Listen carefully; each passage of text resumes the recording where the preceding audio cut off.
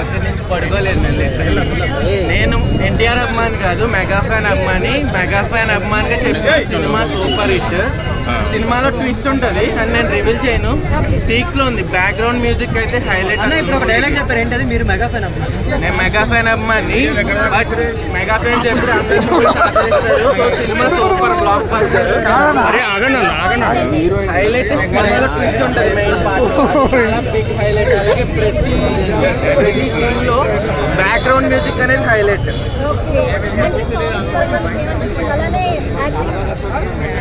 Acting అయితే NTR చించేశారు.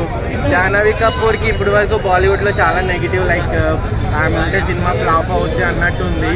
But ఈ సినిమాలో ఆమె యాక్టింగ్ కానీ చుట్టమల్లే సాంగ్ పీక్స్ లో ఉంది. లిటరలీ నేను చెప్తున్నా, నేను 12 o'clock నుంచి పడుకోలేదు. 4 o'clock ఇప్పుడే నెక్లెస్ మాల్ మూవీ చూసి వచ్చే 8 o'clock ఇక్కడ మూవీ ఉంది.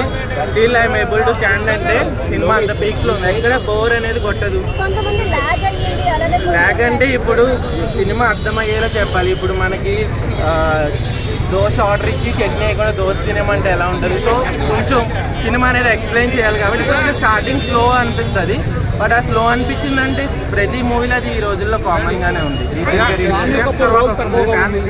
ఫ్యాన్స్ కి పండగే, ఎన్టీఆర్ ఫ్యాన్స్ కి పండగే. నేను ఒక మెగా అభిమానిగా చెప్తున్నాను, ఎన్టీఆర్ ఫ్యాన్స్ కి పీక్స్. ఏదైతే ట్రైలర్ లో ఉన్న మూన్ సీన్ కానీ, డాల్ఫిన్ సీన్ కానీ, అది షార్క్ సీన్ కానీ పీక్స్. బ్యాక్గ్రౌండ్ మ్యూజిక్ అయితే ఇంక చెప్పక్కలేదు. అనిరుద్ధ్ ఇంక ఈ సినిమాతో పీక్స్ అందరూ అదే అనుకున్నారు. మెగా ఫ్యాన్సే కాదు, అందరూ ఆచార్య పాదఘట్టం ఇది ఒక సముద్ర ఘట్టం అవుద్ది అని అందరూ అనుకున్నారు. బట్ సినిమా అయితే పీక్స్ లో ఉంది. క్లైమాక్స్ లో బాహుబలి కేవలం షో మాత్రమే ఉన్నది అని చెప్పి కొంచెం షార్ట్ పార్ట్ ఉంది. అది గ్లామర్ అంటే అలా అంటే ఆమె పాత్ర ఉంటుంది. బట్ మేబీ పార్ట్ 2 లో ఇంకా ఎక్స్టెండ్ చేయొచ్చు.